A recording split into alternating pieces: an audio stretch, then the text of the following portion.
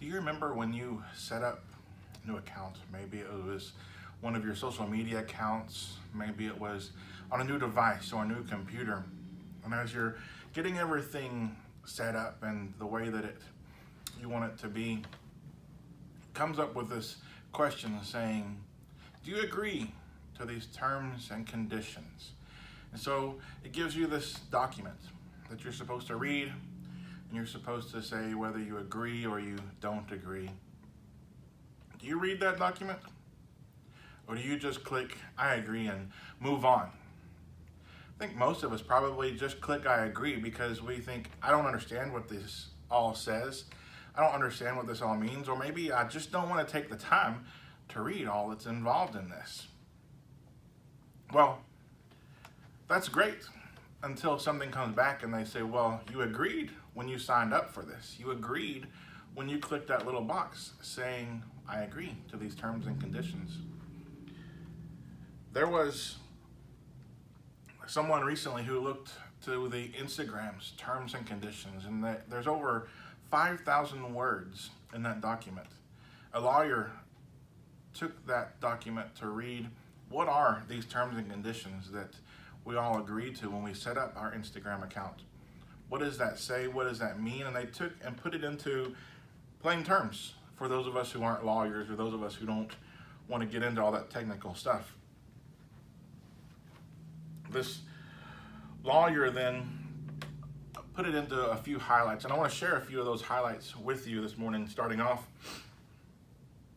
did you know that one of them says other people may pay us, Instagram, to use your pictures, but we won't pay you anything for your pictures?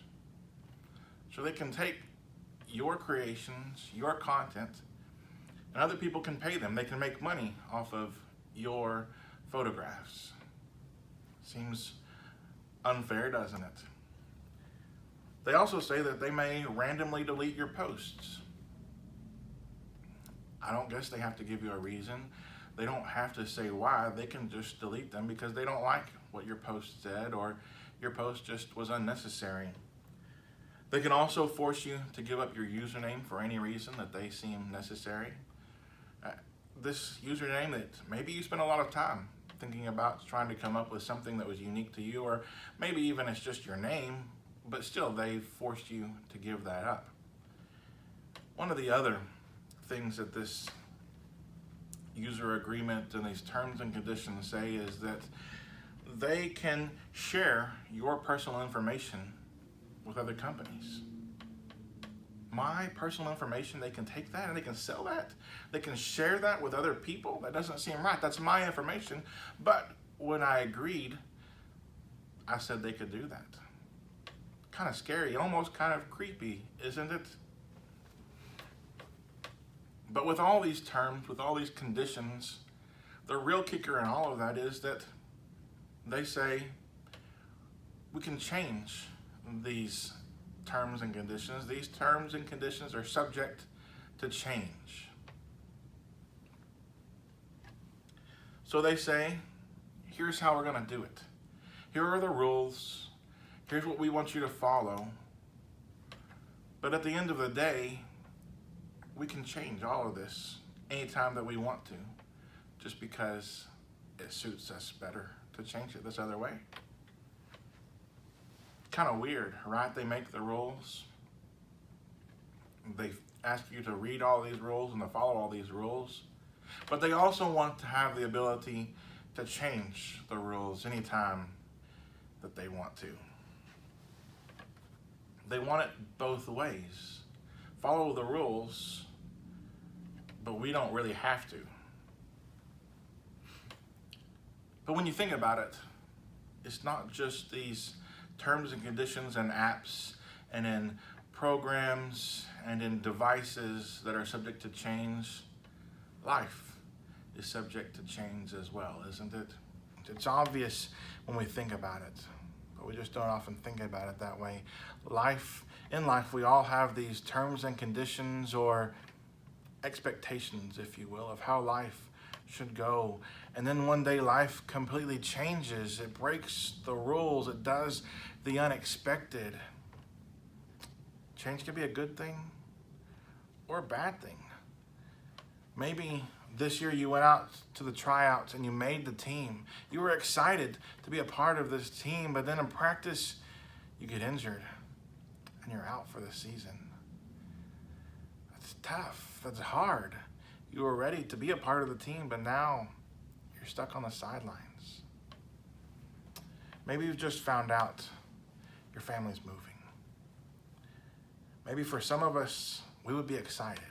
You know, maybe we don't have a lot of friends. We don't like the school that we're in. And so to move offers us a change, a place to hit that reset button, a place to start all over again. But for some of us, man, we got lifelong friends at that school. We got lifelong friends here in this neighborhood and in this town. And we're just being uprooted. Change, right? It's tough. It's difficult, and it just pulled that change card. You know, as you hit those teenage years, your body goes through changes, right? On the upside, you're a little bit taller. On the bad side, acne, right?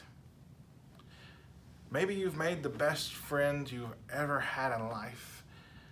That's a great life change to think things are suddenly going well, but on the flip side, maybe you've lost a really good friend because of a misunderstanding that you just can't seem to figure out. Change can be amazing, and change can be awful. Either way, we all struggle with change for a few different reasons. I think first of all, it forces us into the unknown. Moving to a new town or to a new school, we don't know what's going to happen. We don't know what's going to take place. Changes arrive and there's no guaranteed set of terms and conditions of how things will turn out. And so it can be really stressful going through all of that. With change, we also lose perspective oftentimes. Change can be a very emotional time in our lives. In fact, sometimes those big changes feel like it's going to be the end of the world. Change also causes us to realize, I'm not in control.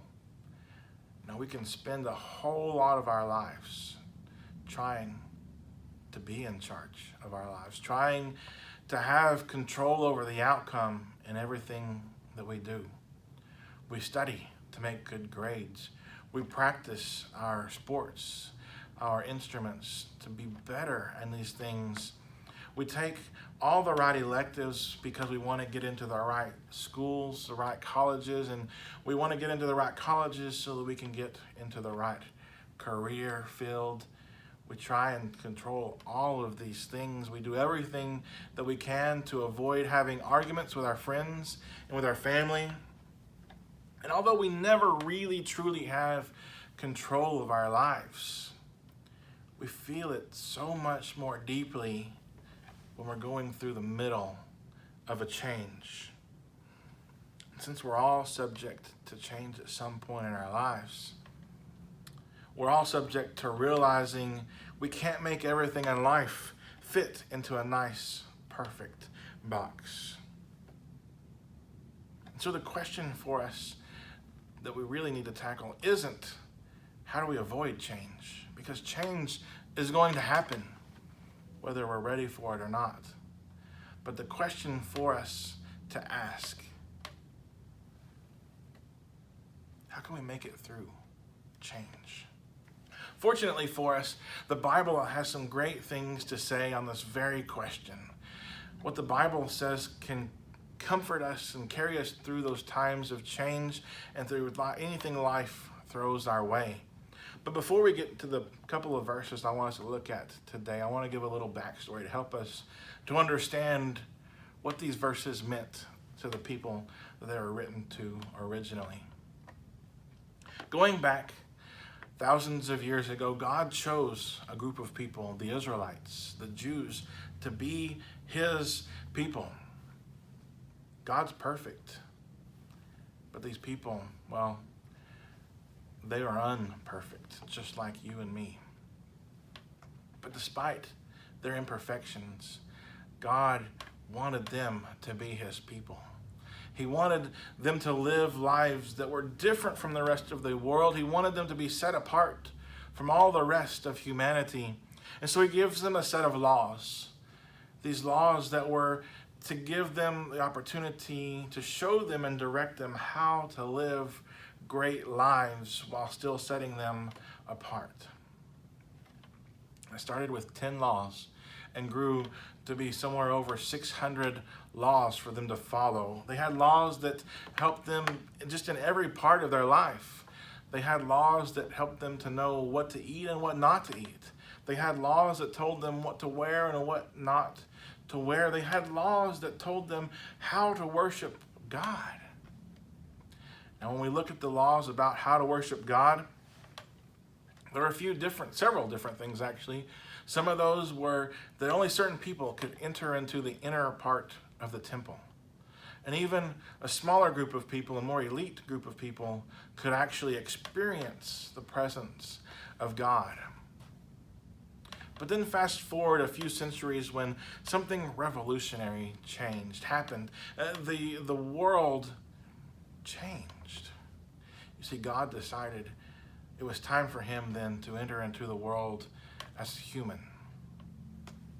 He sent his son to live on this earth, to walk and to talk and to experience life in the ways that we do and to share truth with the world.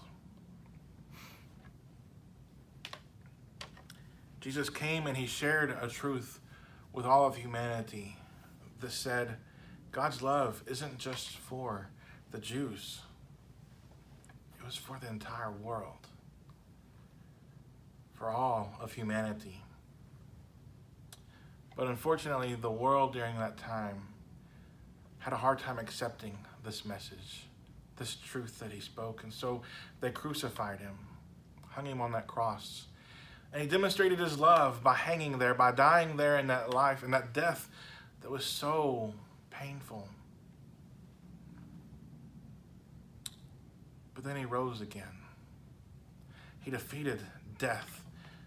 And it changed everything. That moment in time was game-changing. It was history-making. And he came back to share with his disciples, to prove who he was, to overcome the power of death. He left again, and life returned to somewhat normal. But these Jewish people who had given up all that they had known, who had become followers of Christ, their lives were shaken up. It was different now. Their religion, which they had faithfully practiced for centuries, for generations, they just went from following 600 plus rules down to a new covenant where Christ said things were different now. Did God's laws have terms and conditions? Were these subject to change? To say these people, these Jews, were a little bit concerned is an understatement. So a letter was written and sent to these people, to these Jewish Jesus followers. A letter that we call Hebrews. It was written to Jewish people who followed Jesus, and while we aren't sure who wrote it, the author clearly had a deep understanding of God's plan for his people and for mankind. So as the letter is wrapping up and as it's coming to an end, he makes this statement in Hebrews chapter 13 and verse 5. Keep your life free from love of money, and be content with what you have. For he has said, I will never leave you nor forsake you. Now that may seem like a strange thing for us to hear and to read today. But being a Jesus follower back then, see, it wasn't easy. A lot of persecution, a lot of difficulties that they faced. Being a follower of Christ meant you could easily lose all of your possessions. All of your money was subject to being taken away from you. But even with that scary threat of potential change like this, to lose everything, the author of Hebrews is reminding these people a truth that they already knew. God would never abandon or leave them. He would be there for them no matter what. Basically, he's saying here in the book of Hebrews, hey, there's a lot changing. I get that. I know that there's a lot of change going on around you. But God's character isn't changing at all. He's still the same. He continues, and a few verses later, he makes a similar statement that can help us all as we're facing change in our life. In verse 8 of Hebrews 13, he says, Jesus Christ is the same yesterday and today and forever. In other words, even though Jesus had changed the game, he himself hadn't changed at all.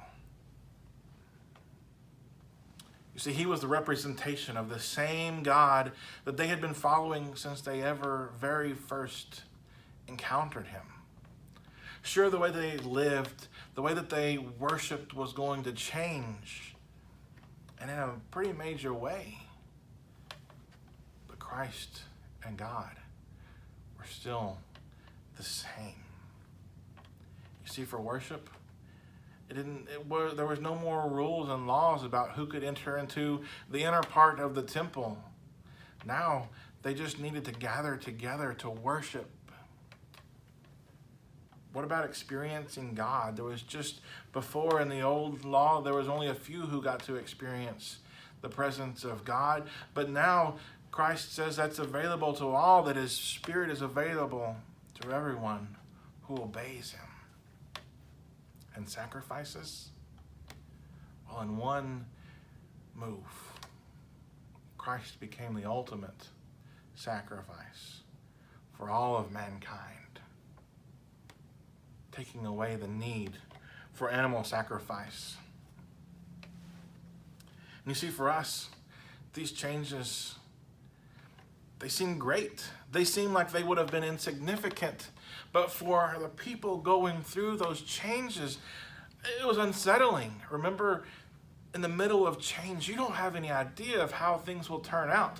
It could turn out amazing and it could turn out bad. And here these people are going through this change. And so the writer of Hebrews is reminding these Jewish believers that even though a lot was changing, they could trust that Jesus himself was still the same. He wasn't some random guy showing up, trying to break the system that they had always followed. He was the same God who was present in the beginning, and the same God who had created the system that they had been following. And that's a big deal for these people. You see, they had a history with God. They'd experienced ups and downs with him. They'd experienced his faithfulness through difficult times, but also through great times. The same God whom they or their ancestors had trusted in the past was the same God that they were to trust now. You see, their circumstances had changed, but God hadn't. So they learned something huge, something that we can also learn today. So they learned life changes, but God doesn't. Think about how freeing that is. Everything around us can change. Our lives can be completely altered. And we can feel completely out of control. But we're able to walk with the one who is in complete control of everything. He was good thousands of years ago. He's good today. will still be good tomorrow. You see, your circumstances can and will change, but God never will. Change is going to happen. Sometimes it will be for the good. Sometimes it will be for the bad. But even though life is unpredictable, we can always trust in the one who is predictable. Life changes. God doesn't. He's the same loving God that He's always been. Think of areas in your life when you need to know and to lean in and to realize this reality. Maybe it's at home. Maybe it's at school. Maybe it's in relationships that you have. You can't avoid change, but you can make it through change, because even though life changes, God doesn't. Hey guys, thanks for being here today and for taking some time to listen and to study through this with me. I hope in the coming weeks we'll continue this. Hopefully soon, before long, we'll be able to be back together to study and to be here in the youth room together and to look at some more passages of Scripture. But for now, let's do the best that we can to study together, to share together. I'm going to make some posts on the church or the youth group Facebook and Instagram. Go leave a comment there, something that you learned in this passage, in this lesson, maybe something that you think, a comment that came up in your mind that you would want to share. Let's keep in touch. Let's keep in contact as best we can through the week. Maybe I'll post some more things about this topic, and we'll continue to talk about it. We love you, and I miss you, and I can't wait for us to be back here in this classroom discussing all these things again. I'll see you later, hopefully very soon. Bye-bye.